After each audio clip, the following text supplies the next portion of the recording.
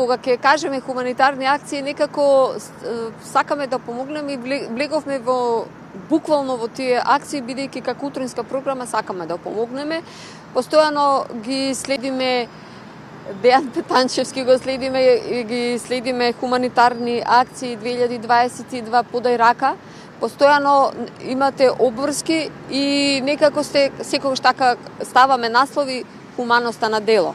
Почна да работи, првин тоа да ве прашам, почна да работи оној сервис што навистина помагате на граѓаните кои што не можат додат по шалтери, не можат да ги направат оние неопходни обврски. Добро утро пред себете. Да, точно така.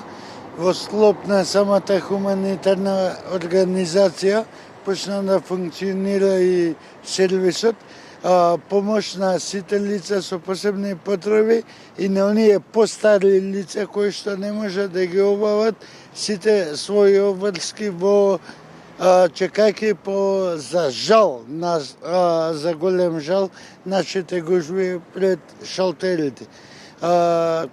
До сега има некои пријавени луѓе, значи скачаме пред се заверка на потврдите, заверка на сите помагала и обезбедување на правна и социјална помош на овие лица. Дали сите лица може да ве најдат, како ве наоѓаат, како да дојдат до таа информација? Оддамна, веќе неколку месеци почна да функционира и нашиот број 247, тој е 078-326-382, каде што во било кое време може да побара било каква помош. Нашите екипи ќе искочат на терен, ќе помогнат колку што можат. Знам дека предстои зимскиот период, веќе сте во подготовки за зимување на оние што сакате најмногу да им помогнете, меѓутоа обезбедувате подароци, а најмногу секој дете се радува на пакетчиња. Знам дека ќе обезбедите, иако се уште не сте обезбедиле. Да, бете, точно, веќе од 20 ноември почињаме со акцијата новогодишно пакетче за секој детенце. Веќе некако преговараме со општествено одговорни фирми во Република Македонија да ни искоча во пресет. Уште еднаш ќе упатам од тука апел, ајде, секој детенце заслужува едно пакетче да го израјдуваме и да го насмееме. Што е најдраго? Детската насмевка. Она не ми одговори дали веќе имате обезбедено за зимување или се уште рано?